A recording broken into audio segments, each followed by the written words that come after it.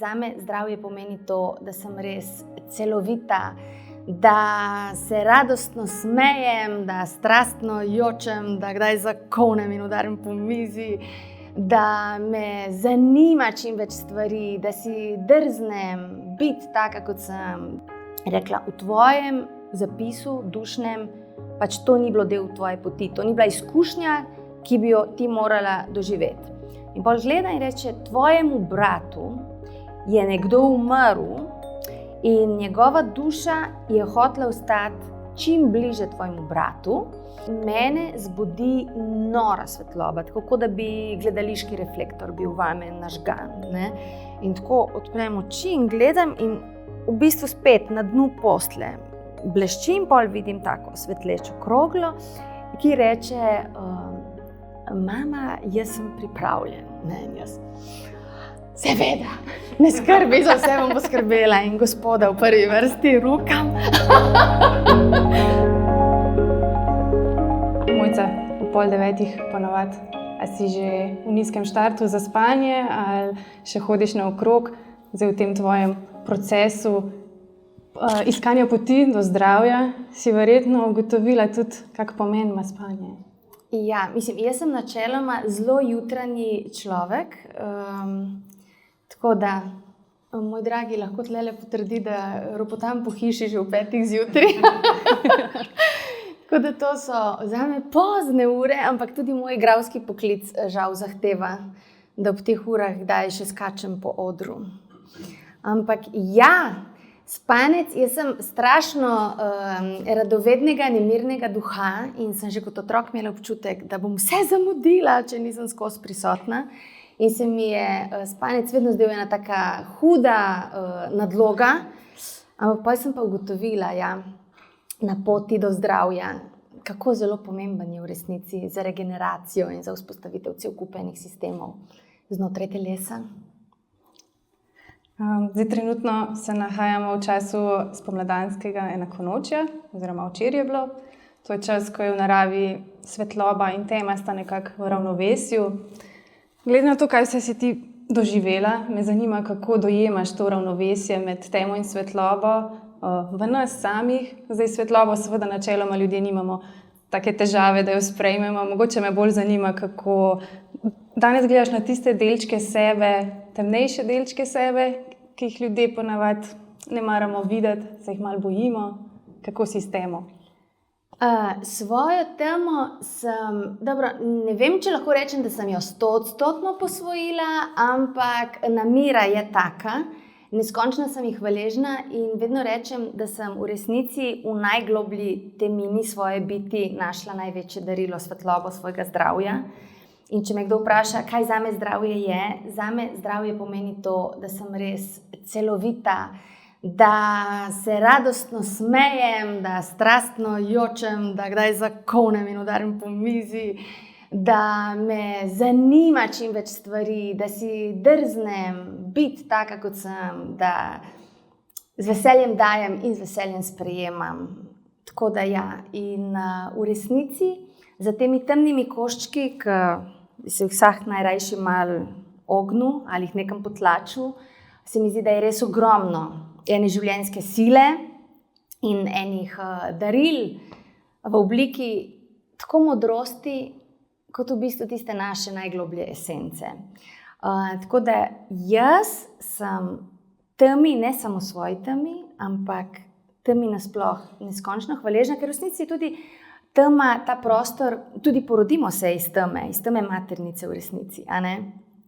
In ko so me kakšne te zelo globoke meditacije popeljale večkrat res tako, ko rečeš, ta tema, ki je onkraj teme, ki je prostor vsega. Tega, kar je in tega, kar še bo in tega, kar je bilo. Tako da v resnici v prostoru teme se res lahko na novo porodimo. Ker se trenutno nahajamo na Sensa vikendu v Bohinju, kjer nas Matej Škufca vodi skozi metodo postavitev družine. Me zanima, kako doživljaš to metodo, te je že kaj nagovorilo? Mene ta metoda že vrsto let če rečem tako, nagovarjala, pa kar nikakor se nikoli nisem udeležila, ali mi je časovno ni zneslo, kakorkoli. Tako da sem bila sila vesela, ko ste me povabili. In je zanimivo, ker čeprav ti ne postavljaš, ampak že sam s tem očitno se v polju nekaj postavi in se ti cel kup enih stvari razpre in enih globokih uvidov in res je tak občutek, kot da znotraj tebe tudi več enega pretoka, več enega miru, ki se ga komi zaznava, no? Ampak ja. Zdaj, v tvojem življenju sta se zgodili 2 bolezni. Ena že v otroštvu, pri 4 letih, aplastična anemija. In potem pri 37 letih si pa dobila to diagnozo neozdravljive bolezni. Zdaj, mogoče v luči tega, s čimer se ta vikend ukvarjamo, v nekih širših slikah, da so včasih da so vzroki včasih mogoče še starejši od nas samih. A si kdaj na tej poti, ko si potem raziskovala, tudi razmišljala o svojih prednikih, a se je mogoče komu od tvojih kaj zgodilo pri 4. ali pa pri 37. letu? Je bilo kaj v tej smeri? Ne, nisem nikoli razmišljala na ta način, kaj je bilo s predniki, ampak pač sam tako res napolno sem se potopila vase in vedela, da moram najti, v katerem grmu tiči zajec, najti vzrok. In ves čas sem imela občutek, da gre za v bistvu nekaj zelo starega. Ker danes vemo, danes je splet preplavljen z vsem, pa ta družbena omrežja, pa vsaka ima 5 minut cajta, soli pamet. Ja, jej kivi, ne jej pomeranč, če boš pil sam gazirano vodo, bo ne vem kaj. Ampak v resnici sem videla vsaj to. Jaz sem se poslužila marsičesa, od ritualov s svetimi rastlinami do dispenze, res ogromno enih stvari. In moj cilj je ves čas bil, kako v resnici dostopati do te svoje najgloblje modrosti. Tako, ne na ukaz, ampak spontano, kadarkoli. Se pravi, da mi ni treba nekam prav iti, pa nekaj početi ali zaužiti kakšne snovi. In v resnici z neko disciplino in z neko vztrajnostjo, z neko doslednostjo je prišlo dejansko do tega, da je en tak občutek komunikacije, direktne komunikacije s poljem. In pol, ko sem v bistvu zastavljala razna vprašanja, so začeli prihajati zelo konkretni odgovori in je prišel tudi odgovor na to vprašanje glede bolezni, da so večinoma obolenja, ki so zelo kompleksna, pa težka, izvirajo v bistvu iz dušnega nivoja. In da ni, da boš sam spremenil prehrano ali pa se začel več gibati, ker jaz sem tudi na začetku bila, sem si sposodila tam knjigo v knjižnici o sočenju zelenjavnih sokov in sem, jaz bom zdaj jaz 1 mesec sočila, 1, 2, 3 bom zdrava, nič se ni spremenilo. Absolutno je pomemben korak, da v bistvu poskrbimo za telo, da ga res nahranimo, pa da se znebimo snovi, ki povzročajo vnetja v telesu, zato da telo postane bolj stabilno, bolj pretočno, da lažje dostopa do notranje modrosti. Ampak, pot je dolga in ovinkasta, ampak na koncu je zmeraj skrinja zakladov gusarskih. Zdaj, ena izmed takih zanimivih stvari v tvoji knjigi, ki sem si jo zapomnila, je bila tudi tvoja izkušnja z vedeževalko, ki je šlogala iz fižola. Zdaj ne vem, ali bi nam to povedala ali boš prehranila, da si preberejo. Ampak glih ta izkušnja je bila recimo taka, ki ti damo misel, da so včasih za nekimi temi težkimi izkušnjami res neke take stvari, neki razlogi, ki ne bi nikoli pomislil, da je sploh mogoče. A podelim? Ja! Skratka. Dolgo let nazaj, da najprej povem, jaz sem pri 4 letih pa pol zbolela za aplastično anemijo, to je tudi obolenje kostnega mozga. Težko obolenje, ampak ga znajo pozdraviti, ampak je tako. Ko sem jaz zbolela, so zdravniki rekli, da je približno 1% možnosti za ozdravitev. In sem se pozdravila in potem sem imela že Milo, prvo hčerko, ko mi kliče ena prijateljica, reče, Mojca, jaz sem se naročila eni šlogerci, ki šloga iz fižola, ampak zdaj imam ful paniko, bi šla ti z mano. In jaz si taka, valjda, ful firbec.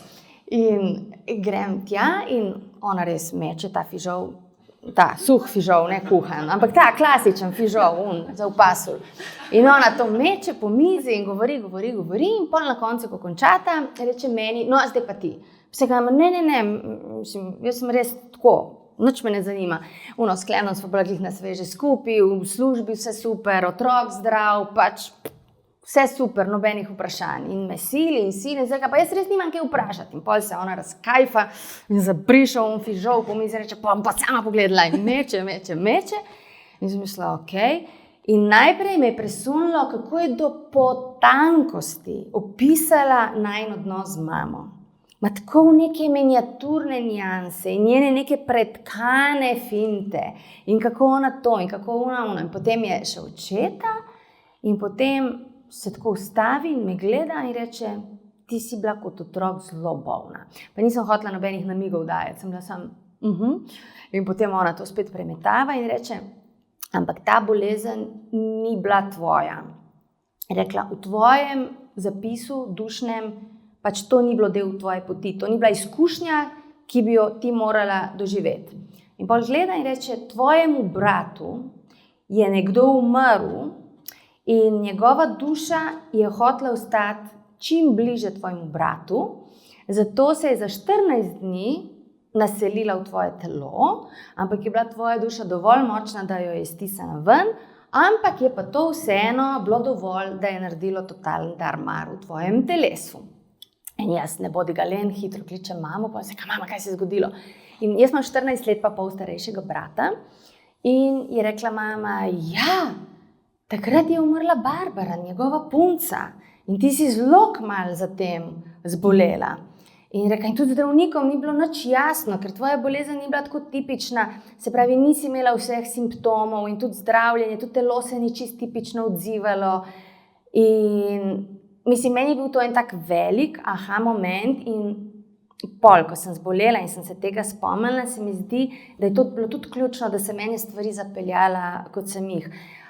Predvsem pa ta ugotovitev, to dejstvo, koliko malo vemo v resnici in koliko na široko je to naše življenje razprto v ene dimenzije, ki so onkraj našega zaznavanja. In v resnici, ko si to priznamo in ko si dovolimo biti odprti za vse, kar je onkraj tega, v resnici življenje postane bistveno bolj zanimivo, zabavno, sočno in bogato na vseh nivojih. Zdaj, ko si to razlagala, mi je tak hlad oblivo, ki mi je trkač pol vroče zdajle. Zdaj si začela govoriti o tem, kako je bilo v otroštvu. Pa me zanima, kako si doživljala ti kot otrok to bolezen, to, da si bila veliko v bolnici. A je bilo kaj strahu, občutkov groze, brezupa, ali si pač kot otrok nekako kar sprejela, da tako je? Jaz imam blazno lepe spomine na ta čas. To je ta oddelek, ki je danes imenovan Junak iz 3. nadstropja, takrat se še ni tako imenovalo in to je res, moram reči, bila ena velika družina. To so vsi, pač vse zdravnice, zdravniki, medicinske sestre, to so tako res, taka velika srca, to so vsi tako živeli za nas tam. Jaz v resnici se ne spomnim, da bi me bilo strah.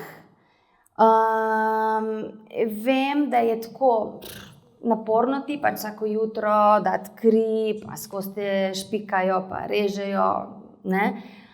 Nekako sem imela tako občutek, jaz imam ful lepe spomine na ta čas, sploh nimam nobenih težav, nobene travme, nobene groze ni povezane s tem.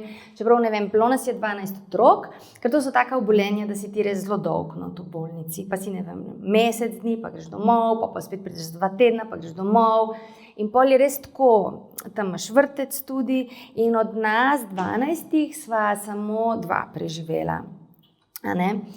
Ampak jaz sem pol vpisala, zdaj sem 3. letnik telesno orientirane psihoterapije, pa ne zato, ker bi bila rada terapevtka, ampak zaradi tega prav, zaradi dela na sebi, zaradi tega, da bolj pridem res v stik s tisto svojo pravo esenco, pa da odmečem vse maske, pa vse, kar mi ne služi.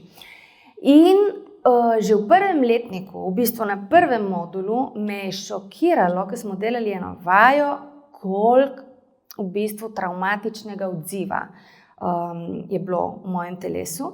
In potem so me mentori so mi obelodanili, da se temu prav reče medicinska travma. Se pravi, zame, za tisto majhno punčko, je cel kup teh procesov bilo absolutno preveč in v bistvu sam potlačiš, ne. In zdaj mi buta na polno. Ampak je fajn, če najdeš neko modaliteto in nek varen prostor, ki mu zaupaš, in ljudi, za katere imaš občutek, da te znajo in zmorejo pridržati v teh tvojih procesih, da res pol počasi to odpiraš in luščiš. Se mi je pa zelo dotaknil tisti del v knjigi, ko opisuješ, da je oče odšel iz bolnice, pa je rekel, da gre na stranišče, in potem si ga čakala ob vratih na tleh in seveda ga nikoli ni bilo. Seveda oče je to v neki dobri veri, da te ne bi prizadel, verjetno rekel, ampak se to ljudje počnemo v življenju, ne, pač ko se trudimo ne prizadeti, pa pol še bolj prizadanemo. Skratka, a si imela pol vseeno mogoče kdaj, ne vem, strah pred zapuščenostjo ali pa da nisi zaupala ljudem? Se ti zdi, da si čutila, ne vem, posledice teh? To se je spet pokazalo v bistvu šele na psihoterapiji, telesno orientiranje. Jaz sem imela skozi občutek, pa tudi moja starša sta se ločila, pa sem rekla, jaz nimam nobenih težav s tem. Z mamo smo imela super, s fotorom še bolj, boljše je bilo, da sta bila narazen, kot da bi se doma kregala. In pol je v študiju je bilo zanimivo, da je ta prizor priplaval na površje, ker se ga jaz nisem spomnila, ampak je dobesedno priplaval med enimi vajami, ki smo jih delali. Ko bi človek rekel, da je ta občutek zapuščenosti, izdanosti, v bistvu je šlo za globoko izdanost iz strani očeta. In tako iz racija bi povezovala to bolj z ločitvijo, ne? Ampak je prišlo s tem. In jaz vem, njemu je bilo težko, ta slovesa so mu bila težka, težko je gledati svojega bolnega otroka, pa ga puščati tam, pa verjetno se je bal, da mi jokala in tako. Ampak jaz sem sedela, ne vem, koliko časa sem sedela tam pred unim WC-jem. Pol je pač medicinska sestra rekla, ajde, moj, če gremo hitro zobke umiti, gremo spat. In se rekla, noč ne grem spat, jaz očija čakam. Ja, očija ni, oči je že zdavnaj šel domov. Ne, oči lula. In pa sem bila tako jezna na njo, se zdrla. Ja, v dobri veri marsikdaj zakuhamo, ne? Zdaj si omenjala strah. Kaj pa jeza? Si tudi z jezo potem mogoče spremenila odnos v tem procesu iskanja poti? Veliko strokovnjakov govori, kako pomembna je jeza za zdravje, kot so recimo Gabor Mate in podobni. Kako je bilo s izražanjem jeze, se je spreminjalo skozi leta? Z izražanjem jeze jaz nimam težav, a ne? Bo gospod v prvi vrsti najbolj znal povedati. To je bilo čustvo, ko sem jaz skozi spravila od malega. Jaz sem bila grozna, jaz sem tudi iz vrtca odkorakala in kar šla domov, ali pa v šoli, že v gimnaziji, povedala profesorci svoje, treščila z vrati. In sem tudi imela skozi ta grozen občutek, ker seveda jeza res je čustvo, ki je v naši družbi popolnoma nesprejemljivo, grozljivo, pa kako se ti obnašaš, pa poišči si pomoč, pa to tako ne gre, a ne. In sem pol v bistvu tudi znotraj tega študija videla, da, ker sem opazovala, kdaj in zakaj v resnici odreagiram tako. In sem videla, da imam ta naval jeze, ko se mi prečkajo meje, ne. Pa sem si rekla, Marija, jaz mislim, za vsak drek imam feeling, da mi nekdo prečka meje, ne. Res. Ampak pa si rečeš, pa mislim, se kot otrok si imela v bolnici kar naprej prečkane meje. Skozi šivana, rezana, cevke, vse povsod. Spomnim se tega, ker so me tolikokrat punktirali, tlele prsni koš, da je potem bilo že toliko narkoz, da so rekli, ne smemo več dajati narkoze, in so me na živo, a ne. In zato, da so me na živo, ker sem bila še majhna, so se bali, da bom jaz kaj migala, in so me zvezali tako za rokice in nogice za posteljo. In mislim, saj to je vse, valjda, se ti veš racionalno, ljudje se borijo zame, rešujejo mi življenje, ampak na nek način, so ti prečkane meje, hočeš nočeš. Ja, na ravni telesa, ne. Ja.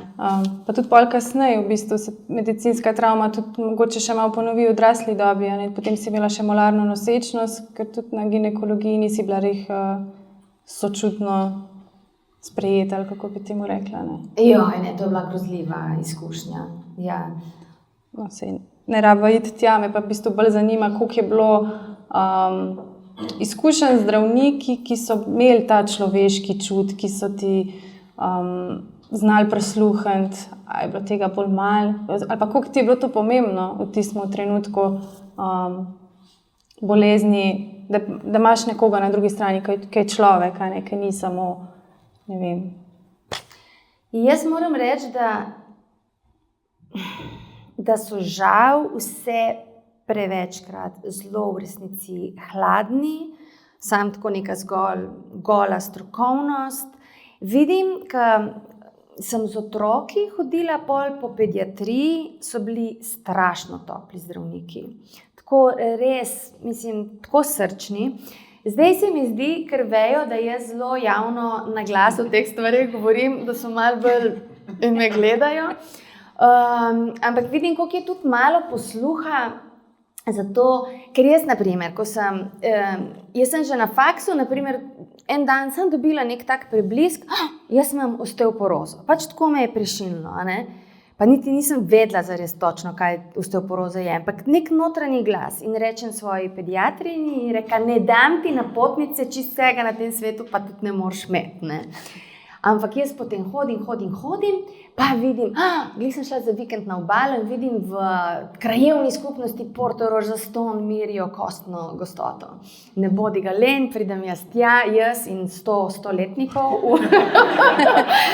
In jaz sem bila takrat res, jaz sem imela po mojem 20 let. In me zagleda ona medicinska sestra in me je tako nazjala. Predvsem se je tam drla name, da če nimam kaj bolj pametnega za početi, le odžiram čas in prostor ljudem, ker to bolj potrebujem. Sem samo rdeča, postavim se, kaj samo mojca, zadrži se, samo naj ti zmerijo. In pol seveda dam tačko, tu v lavor in gre poklicati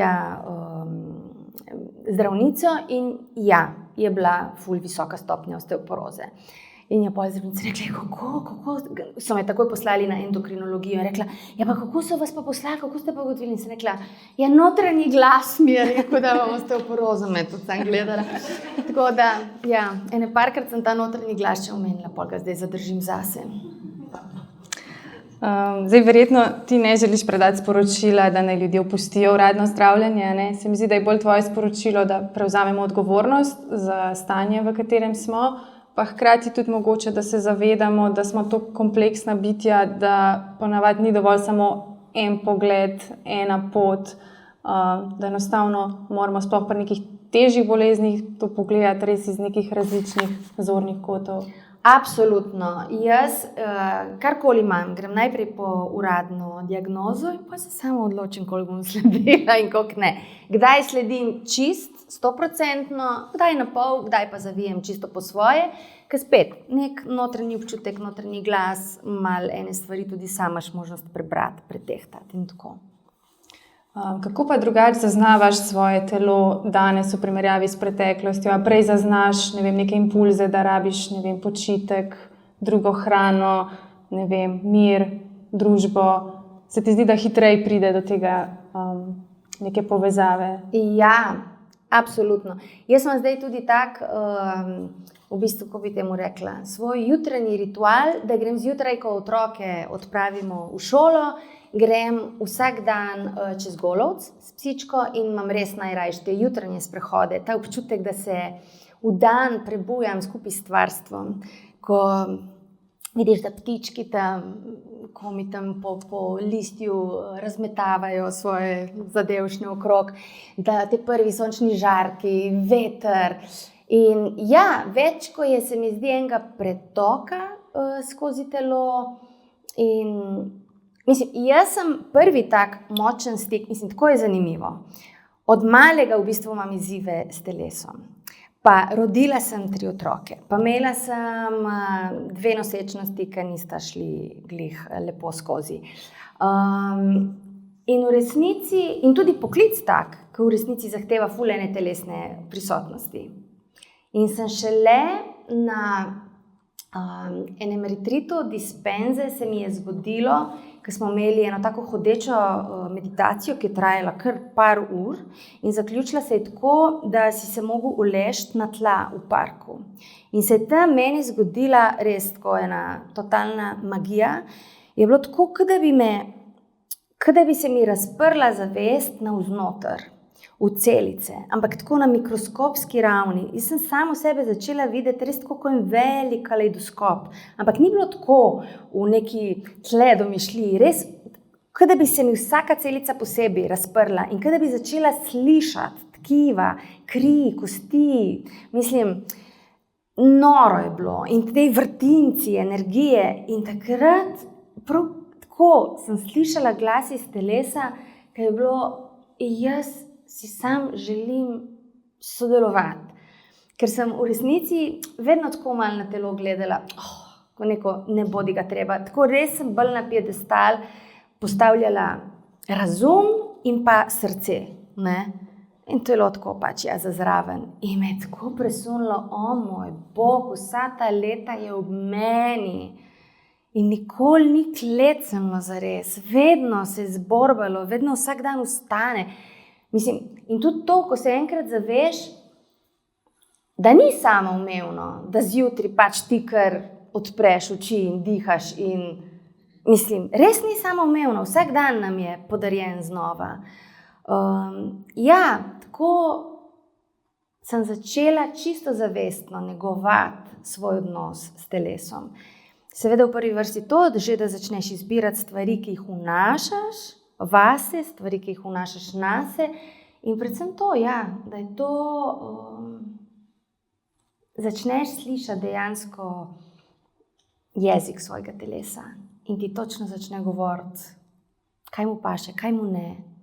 Dam kakšne namige ima kdaj zate, tako dragoceno darilo. Pa so bili pol trenutki, ko te, ne vem, oblila tesnob ali pa zvečer, ko si šla spat, takrat ponavadi neke tesnobne misli pridejo na površje ali pa kdaj se zbujamo potem v paniki po noč, recimo. A je bilo pri tebi kaj tega v tisti fazi po diagnozi?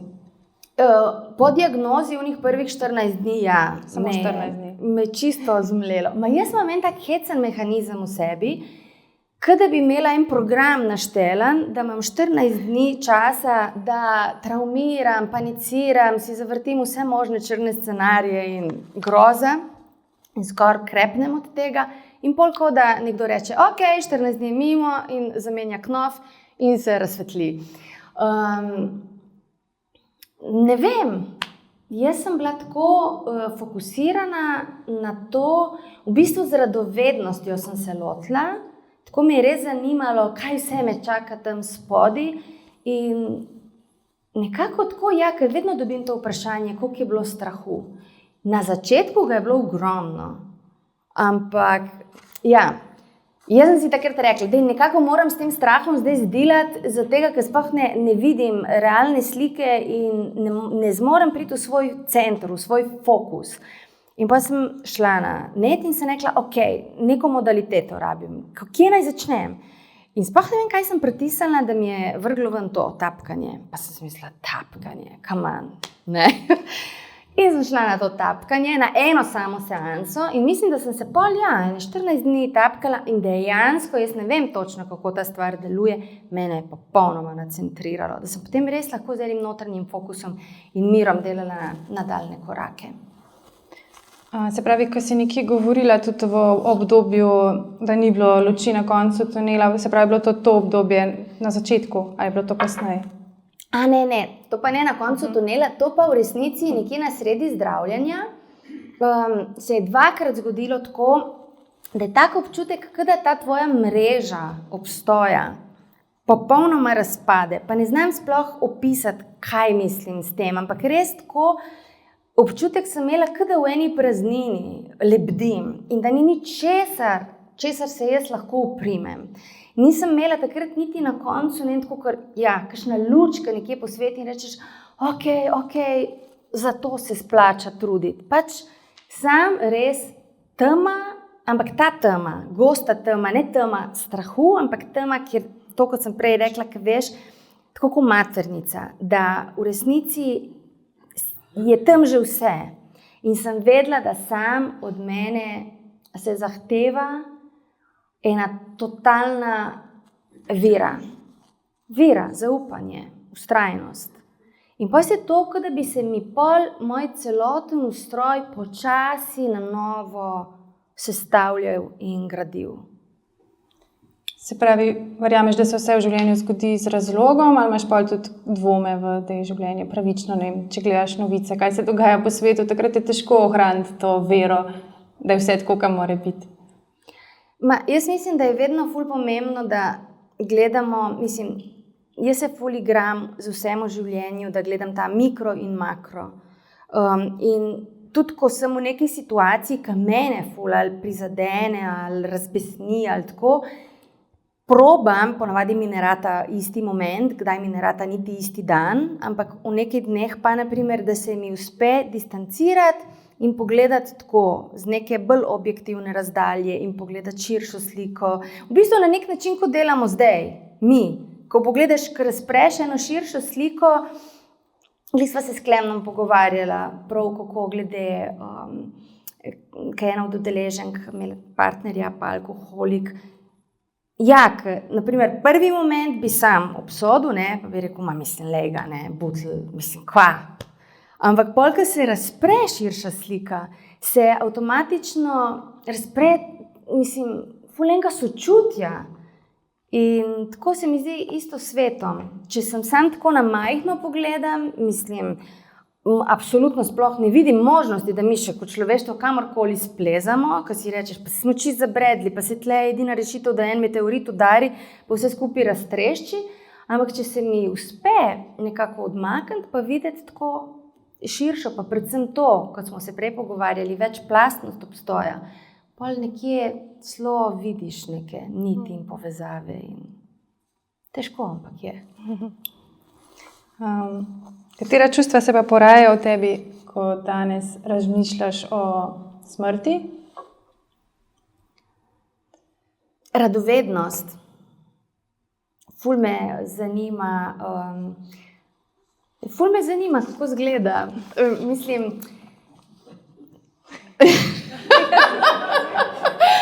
Ne, meni je 2019, mami moja je bila diagnosticirana z rakom na jetrih in se je vse zgodilo zelo hitro, v 12 dneh. Od diagnoze do smrti. In jaz sem v teh 12 dneh bila z njo pač večino dneva tam. In ona je zelo kmalu padla v jetrno komo, se pravi, da ni več ne govorila, ne jedla, pač bolščala v prazno, s čist praznim pogledom. Ampak se je pa zgodilo vsak dan za par minut, ampak to res minutko, dve, da je kar, kot da bi vdihala in imela popolnoma sfokusiran pogled in čist zbrano, nekaj zelo konkretnega in zelo jasnega povedala in pol, kot da bi spet zapustila prostor in prazen pogled in spet sam bolščanje v prazno, 10 ur. No, in jaz sem tam bila ob njeni postelji in sem brala eno knjigo in kar na lepem zagledam fulene svetlobe ob vznožju postelje. In dvignem pogled in tam stojita njena mama in njen oče. In v bistvu oče sem stal, moj starata, ne, mama je pa tako stegnila obe roki in brez besed v tišini, ampak sem tako, vabila sta jo, naj gre z njima. In jaz sem videla, da se ona upira. Sem prav videla, da ne gre, da se tako klepa do zadnjega svojega telesa in vsega. In pol mi je bilo zanimivo, ker seveda pol se ti sprašuješ, a zdaj jaz to, a si jaz tle domišljam, ali nekje na not veš, da ne, ampak seveda malo se ti pač, ne, razum oglaša in rečeš, tle zdaj jaz to malo sanjam. In pol naslednji dan, ko je mama spet imela sredi dneva enkrat to, da se je prižgala In je rekla, mama in ata sta bila včeraj tukaj. In sem rekla, ja, vem, mami, videla sem ju. Rekla, nista me hotela vzeti sama. Ampak se rekla, ni res, to sem pa jaz videla. Ni res. To si pa ne zmišljuj, ker ste te ful dolgo čakali, ti nisi hotela iti. Se je spet odklopila. Ampak hočem reči, in takih izkušenj se mi je zgodilo že ful z onostranstvom, tako da nekako verjamem, čisto 100% verjamem, da ni konc. Zato sem radovedna. Ja, se ena mojih lepših, meni ljubših misli iz ene knjige je smrt je oziroma rojstvo je za drugo stran smrt in smrt je za drugo stran rojstvo, Vedno je odvisno, s kere strani pogledaš. Ganljiva mi je bila tudi tvoja izkušnja, ki jo opisuješ v knjigi. To mislim, da si bila takrat še študentka, da si šla čez Tivoli in si videla 3 svetlobne krogle, ki so ti sporočile, mami, 3 smo, ne pozabi, ne vemo še kako, v kakšnem vrstnem redu bomo prišli, ampak smo 3. A si to videla tako zelo fizično ali je to bolj ta notranji uvid? Pa kak pomen si dala temu dogodku, kolikrat si se pol mogoče skozi življenje spomnila, da so ti prišli že povedati? Ne, to je bila prav konkretno. Pač jaz sem zjutraj zelo zgodaj hodila, ne vem, smo imeli še izpit ali ne vem, pa snežilo je in kar na lepem zagledam tako pred sabo prav take 3 svetleče sfere. Ampak takrat se mi še niso tako zelo te stvari dogajale in sem gledala to, pa še tako je bilo čudno, ker mislim, snežilo je in res samo v takem malem radiju, ker sem pol gledala okrog in ni bilo nikjer snega in še gledala sem, a me kdo buli, ker sem valjda se ustavila pa gledala in sem bila sam, da zdaj kdo ne misli, kaj se to dogaja, če tle vsa že ob 8 zjutraj pijana ali kaj. In ja, je bilo zanimivo, sam to je prišlo sporočilo, mami, prišli smo ti povedati, da smo 3. Ne pozabi, zapomni si, 3 smo, da ne boš pozabila, ampak ne vemo še, kako bomo prišli. Jaz sem bila takrat čist premlada, jaz nisem razmišljala o otrocih, nisem mislila, kaj je to zdaj. Ampak je bilo zanimivo, da naprimer, jaz sem imela težke nosečnosti, pač jaz res nimam telesa za... Meni je super z otroki, ampak te nosečnosti, jaz sem bruhala v nedogled, da ne vem, pri drugem sinu do konca 5. meseca, mislim, res tako, naporno. In mi je bilo zanimivo, ker bi že po drugi rekla, ma ne, mislim, ampak to je bilo noro, en tak notranji, kada zgodba ni zaključena. In pol v bistvu sem imela en spontan splav in me je to kar pretreslo, ker je bilo ful krvavitve, mislim, in tako. In sem rekla, kaj se je sploh zezam, jaz imam 2 otroka, mislim, kaj če bi se meni tle zdaj kaj zgodilo, ker je res bilo tako urgentno, tako je pač pod nož. In tako sem rekla, pa kaj se sploh zafrkava, mislim, halo? Ampak ja, dokler ni prišel še 3, pa kada bi se krog sklenil in v meni tako nula želje po še kakršnem koli otroku, mislim, tako res neka celovitost. Tako da ful zanimivo. Bi nam mogoče še povedala, kako je tvoj sin namesto Brin postal Ruj? Ja, to pa je, to s Klemnom tudi v bistvu nisva sploh še načrtovala otrok. In jaz rabim res tako zablendiran prostor, da spim, ker sem tako, čim je malo svetlobe, sem takoj budna. In so imela tam tudi v starem stanovanju, tako res rolete in čisto temo. In mene zbudi nora svetloba, tako kot da bi gledališki reflektor bil vame nažgan. Ne? In tako odprem oči in gledam in v bistvu spet na dnu posle bleščim, pol vidim tako svetlečo kroglo, ki reče, mama, jaz sem pripravljen. Ne? Jaz, seveda, ne skrbi, za vse bom poskrbela in gospoda v prvi vrsti rukam. In je bil čisto, kaj, o čem ti to, ne, halo? Pa sva cel dan sploh se ne pogovarja z mano. Skratka, no, da skrajšam zgodbo, sem zanosila in pol sem imela že kar konkreten trebušček in sva se pogovarjala, da bi mu bilo ime Brin in tako jaz enkrat ležim na kavču in si božam ta trebušček in se pogovarjam z njim in Brinček moj in Brin gor, Brin dol in se spet tako zažari, ampak živo rdeča krogla in sam pride glas. Jaz nisem Brin. In jaz gledam ono kroglo in sem bila, okej, kaj pa si? In reče, Ruj. In sem bila, Ruj. In on, ja, moje ime je Ruj. Jaz vibriram na Ruj. In zgine. In sem mislila, Ruj, Jesus Christ. Pa jaz imam ful rada Ruj. Saj veste, Ruj, ta grm, ne, kaj je kras vas rdeč od Ruja.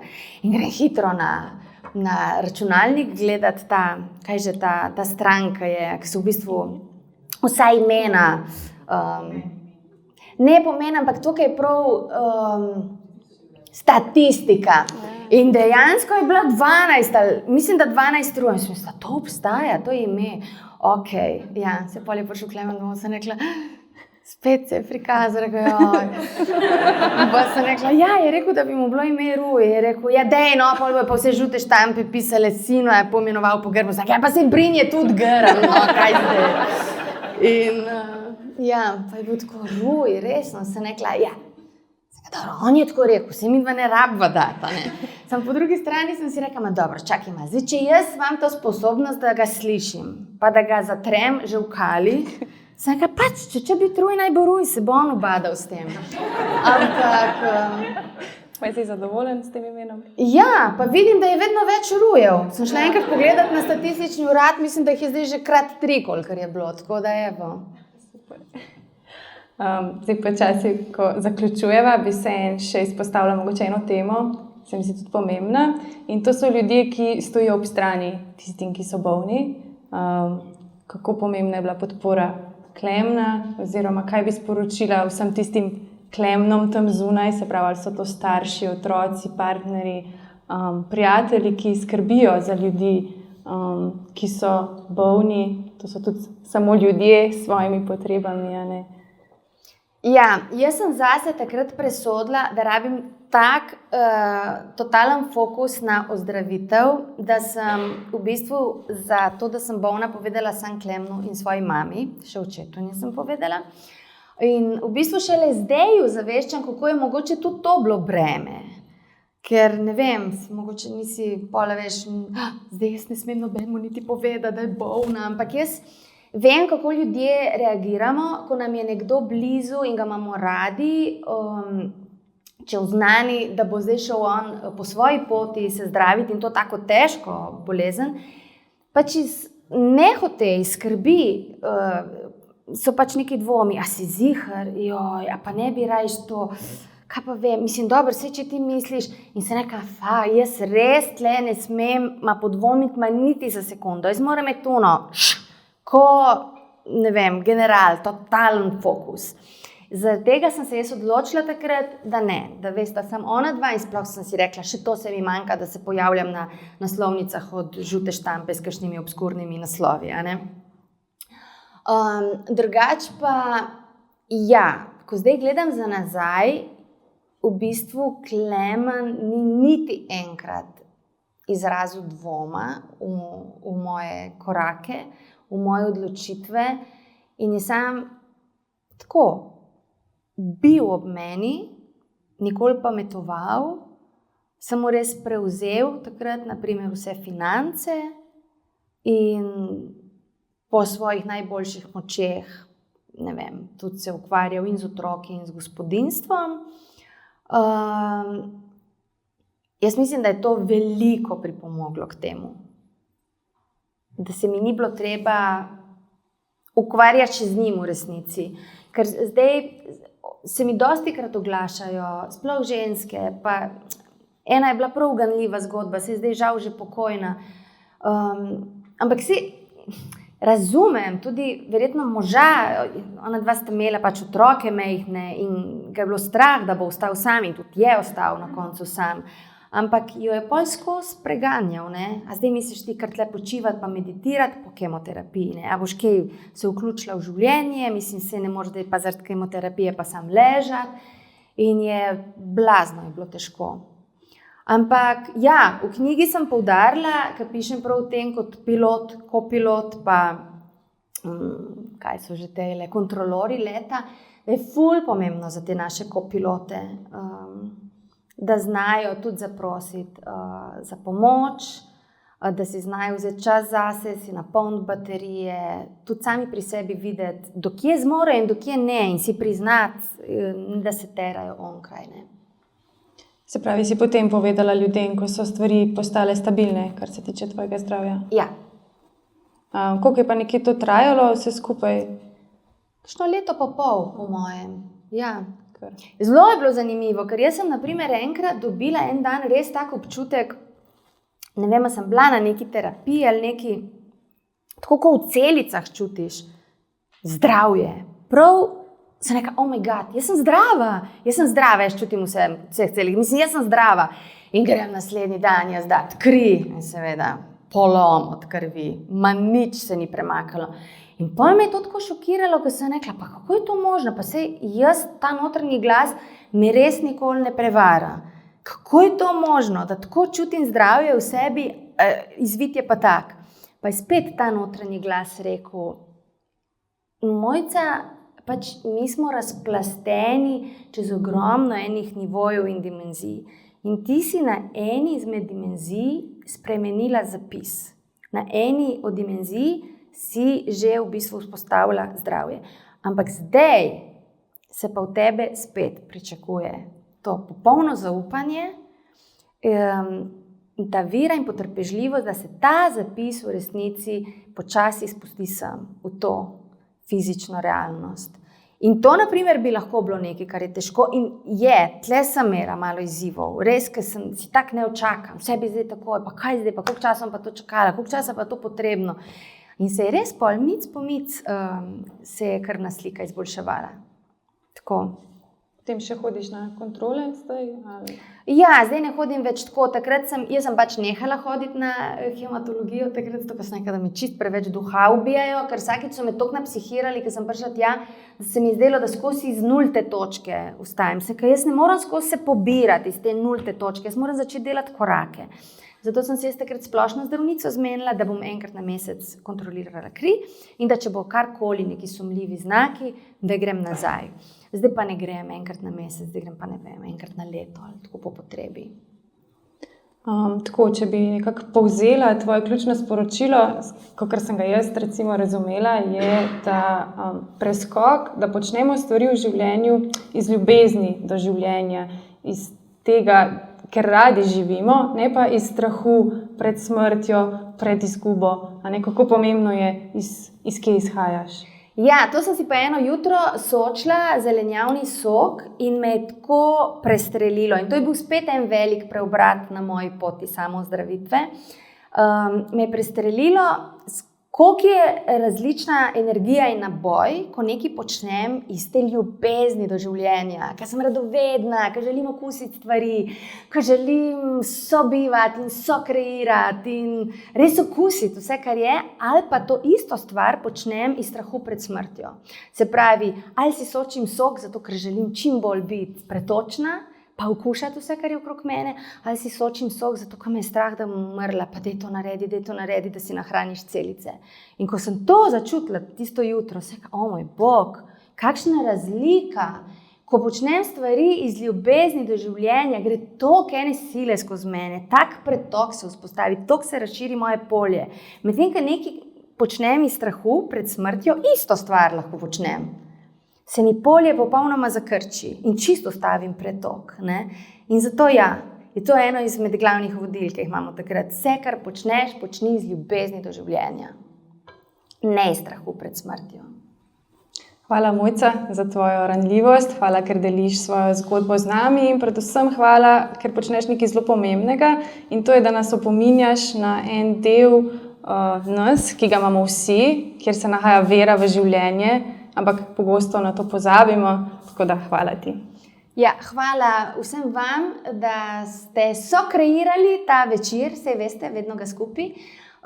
Tako da, ja, vse lepo in predvsem, nikoli se ne pomanjšujte za nikogar, ker ni vredno ob smrti, ki je samo prehod, boste polagali račune samo sebi.